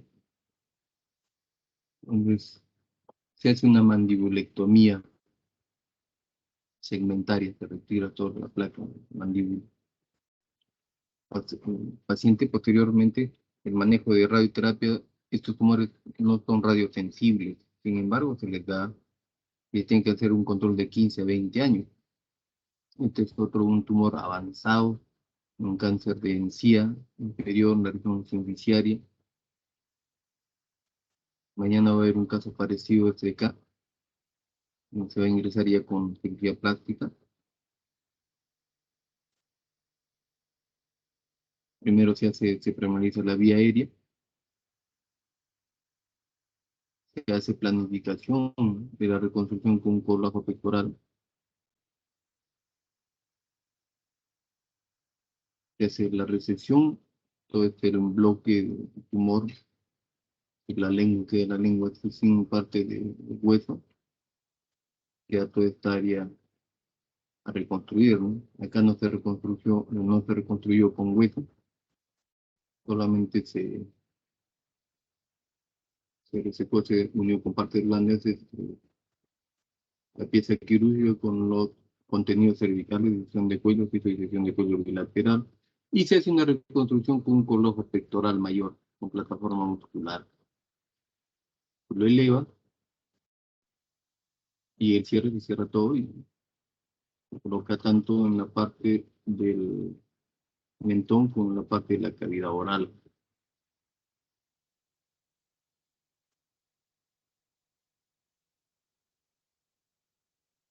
La otra es el piso de boca.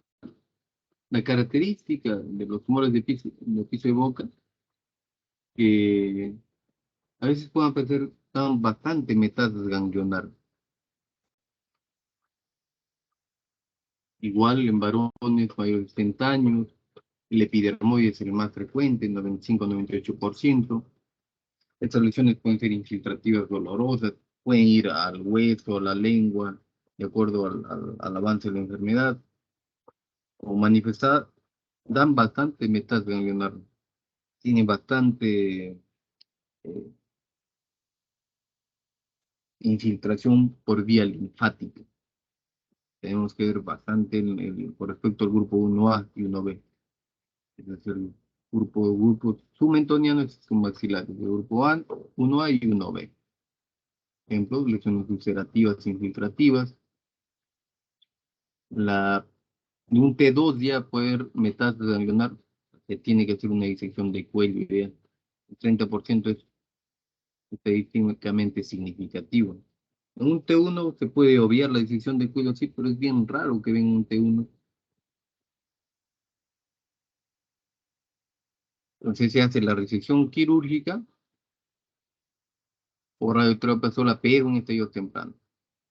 Obviamente, cuando hay compromiso óseo, partes blandas, se tiene que ampliar la resección y además de la cirugía utilizar radioterapia. Las disecciones de cuello son consideradas necesarias, ¿no?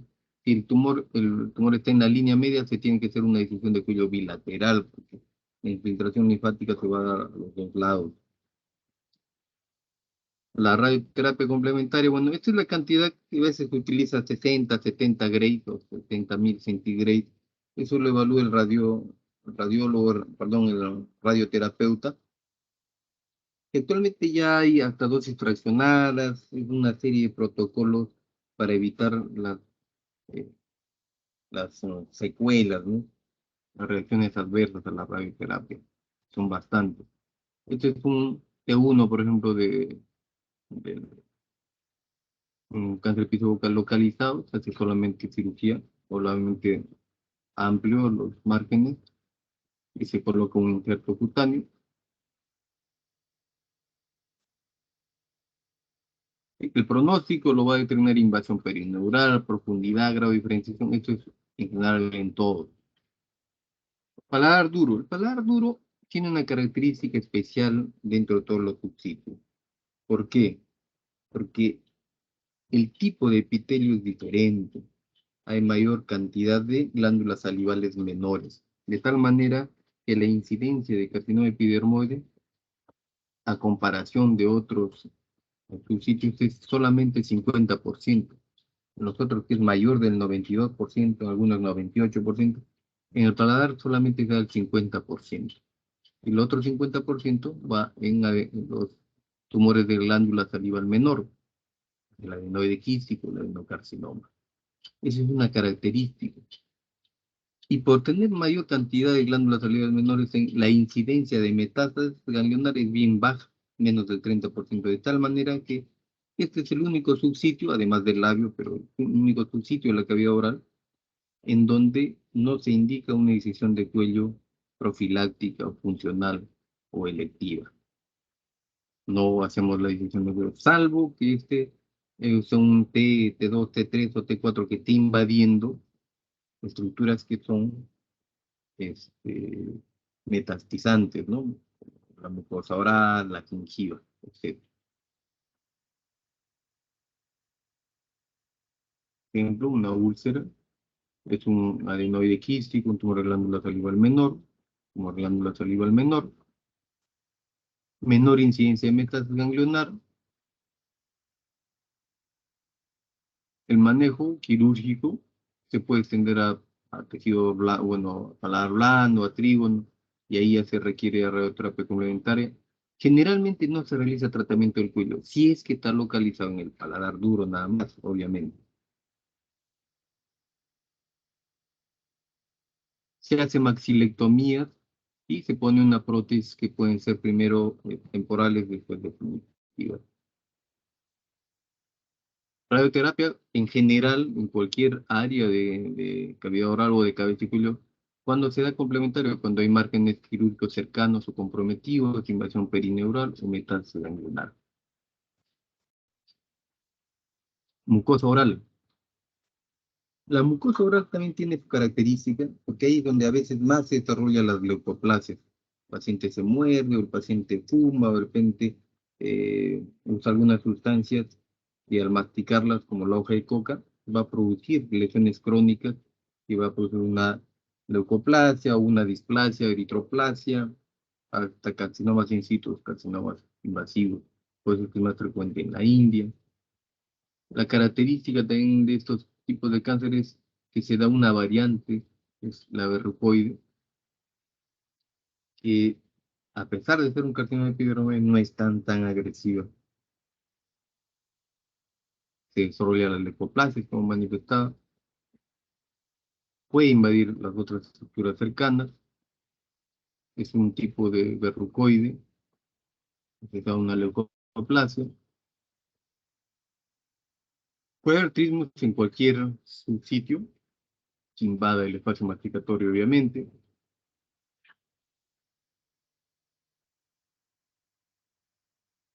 El manejo quirúrgico se puede asociar a radioterapia. Sí se indica la disminución de cuello por incidencia alta. Cada un ejemplo, si es una lesión en T4, se hace disección de cuello.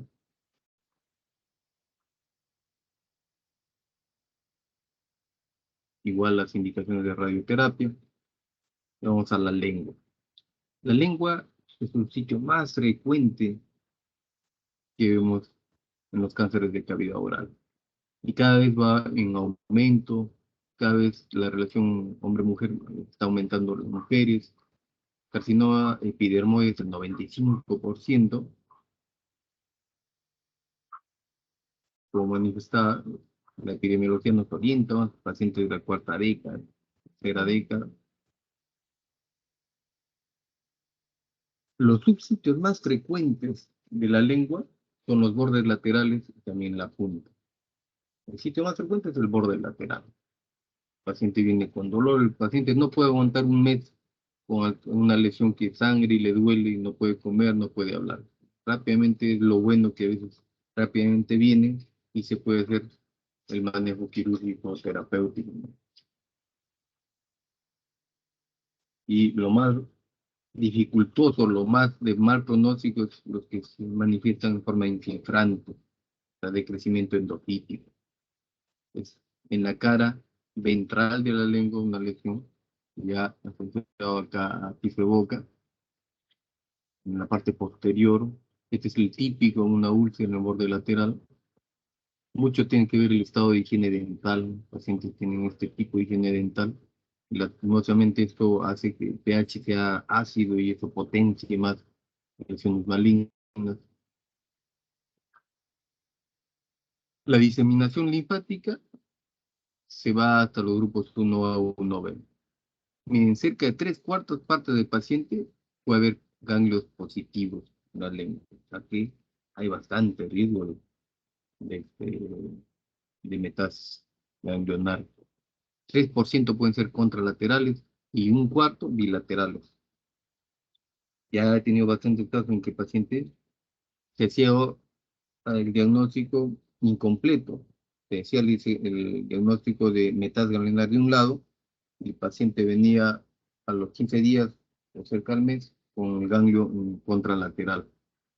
O sea, tenía metástasis bilateral, ¿no? Tener mucho en cuenta en el cáncer de lengua. El pronóstico se refleja principalmente en el componente ganglionar.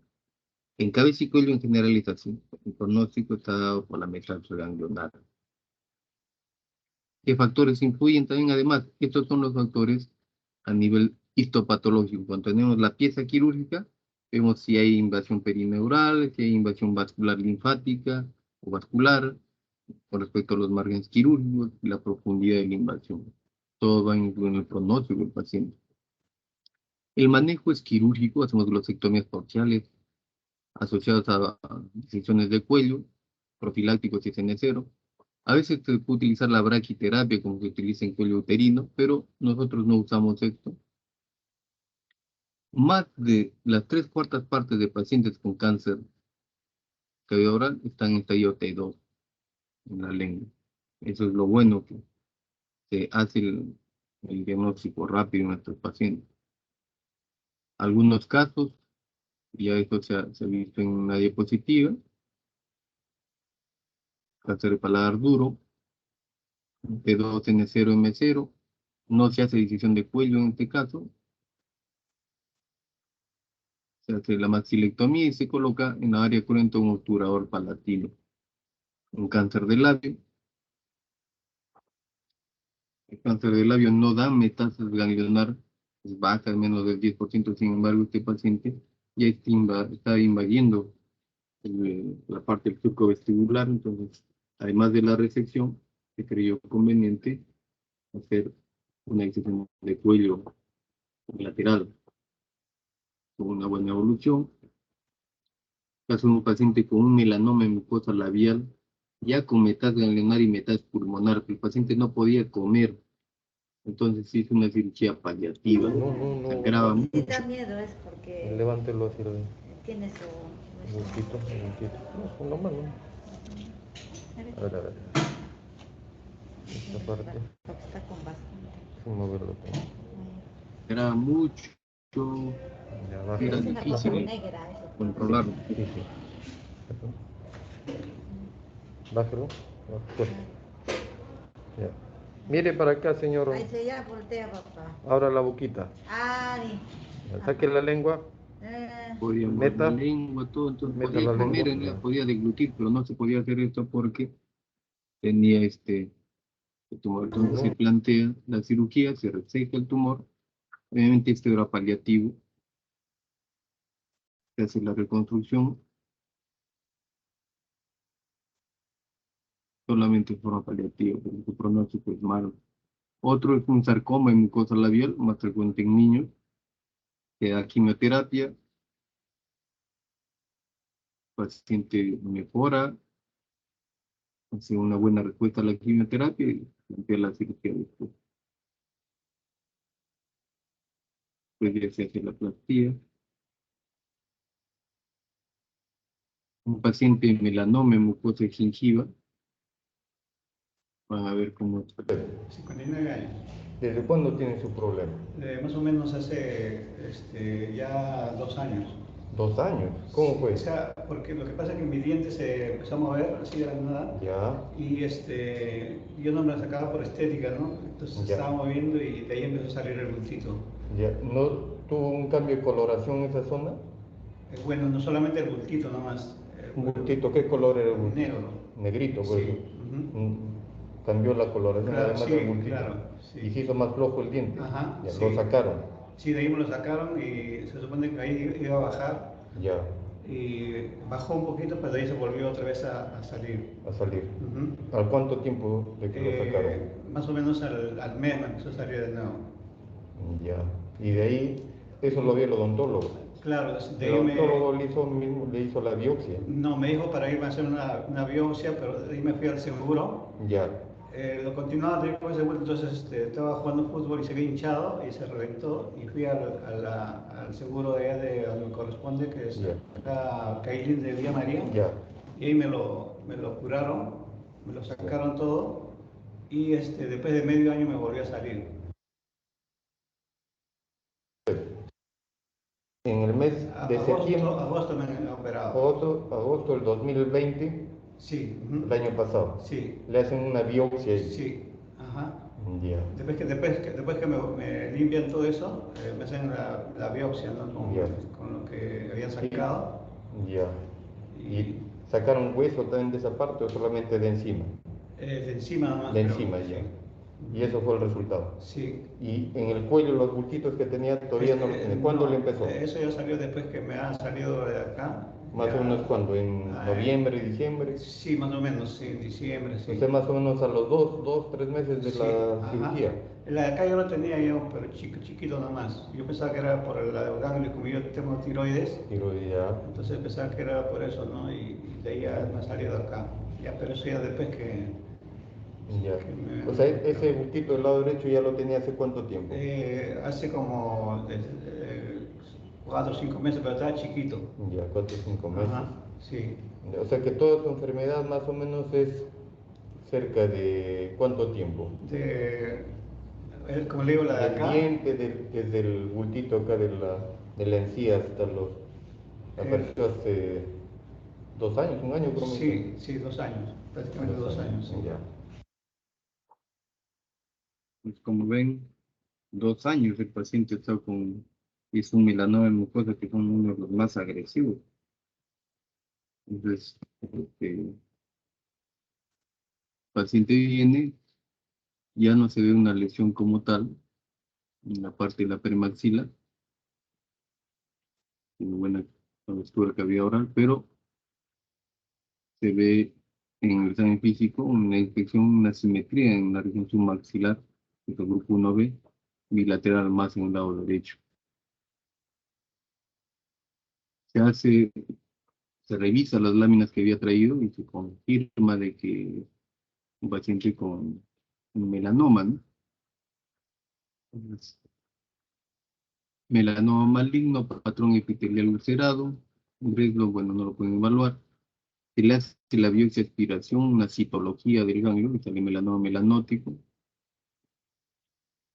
Se hace la tomografía, se ve en la premaxila una pequeña área de tejido óseo, no hay compromiso de partes blandas. En la tomografía, en la parte axial, se ve dos ganglios metastásicos, uno con áreas necróticas. En este caso sí se le pide un PET scan y se confirma de que solamente hay compromiso a nivel local, no hay en el área, en el resto del cuerpo, negativo. Y se hace una disección de cuello bilateral con una maxilectomía premaxil.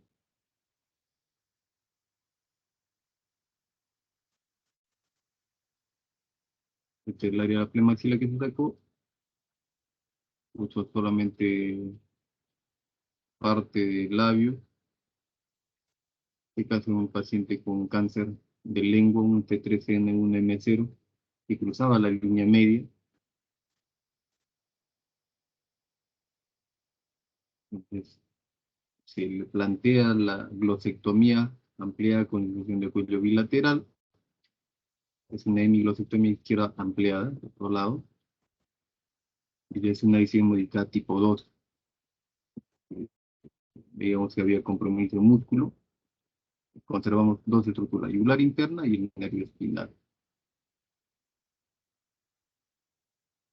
Se ve la carótida, el bulbo carotidio, el nervio frénico, braquial, nervio espinal, grupo 1B, 1A, acá están el grupo 2, 3 y 4, obviamente el lomo ilioideo se ha retirado. En el otro lado, por cruzada la línea media, hicimos disección de cuello funcional, nada más. Conservamos todas las estructuras, la yugular interna, el esternocleido, el nervio espinal, todos los plexos cervicales. Esta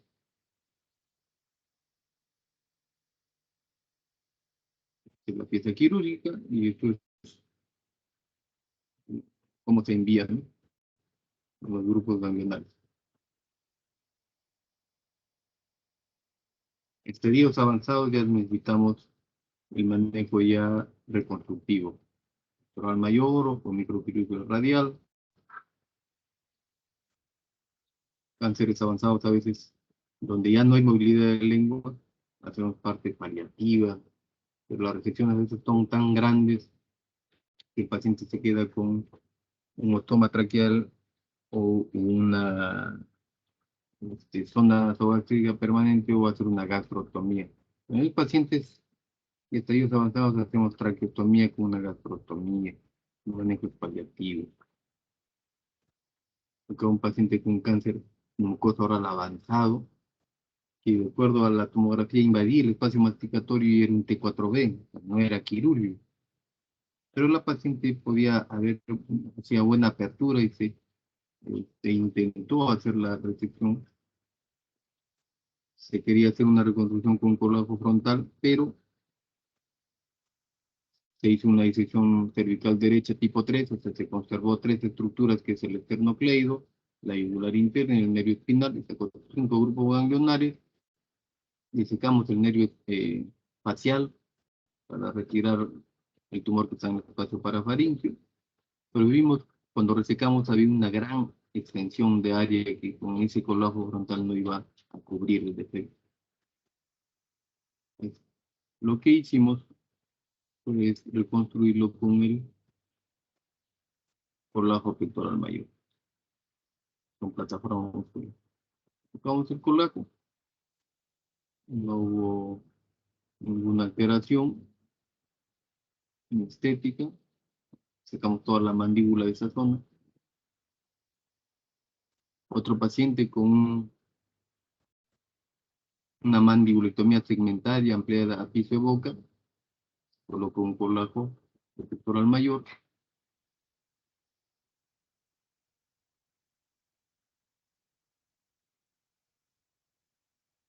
Es una mandibulectomía segmentaria más división de cuello derecho. Y se coloca un pectoral. Muy bien. ¿Alguna pregunta, algo para concluir con esta clase?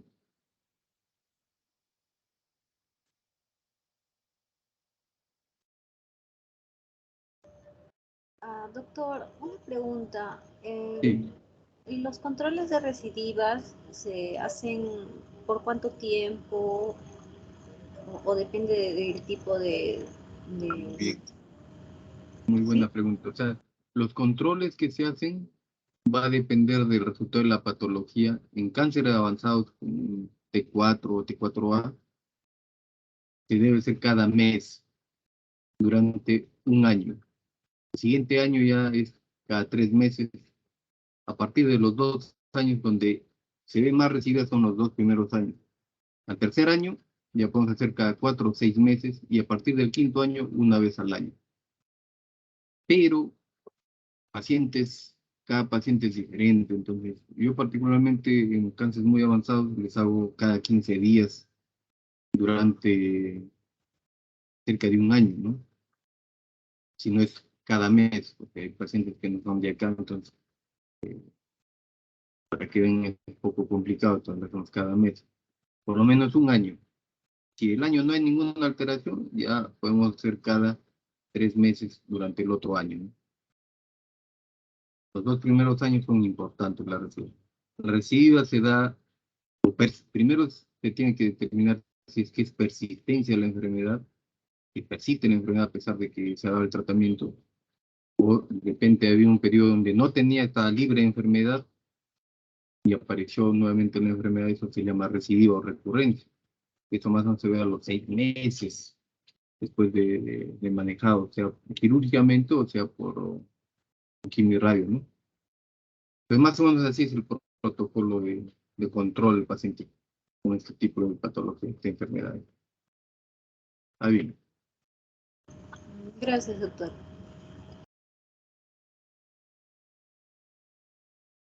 ¿Alguna otra pregunta, alguna duda, algún comentario en que esté de acuerdo, en que esté de desacuerdo, así como el Congreso?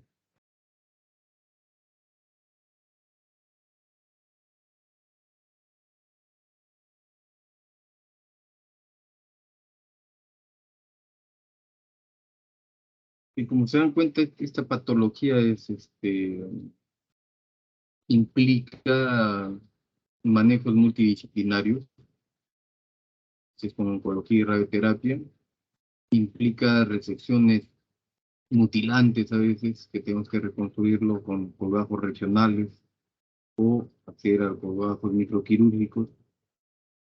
Implica a veces controles estrictos en postoperatorio inmediato.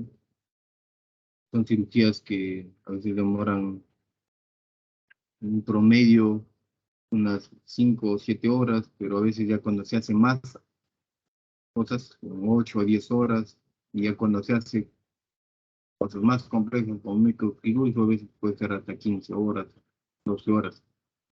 Todo el tiempo estamos ahí batallando con el paciente, tanto el anestesiólogo como los cirujanos, enfermeras, técnicos. Pedimos, a veces se puede complicar, a ver una complicación vascular, entonces son varias cosas a tener en cuenta, porque son cánceres invasivos y avanzados, ¿no? Bien, si no hay ninguna otra pregunta, concluimos esta clase y vamos a coordinar con la compañera delegada la próxima clase que me corresponde, ¿ya? Buenas tardes con todos. Está bien, doctor. Coordinamos Muchas por gracias. interno con la delegada para ver con respecto a mañana, con respecto a mi grupo de práctica. Listo, doctor. Listo. Muchas gracias. Buenas tardes, gracias por su atención.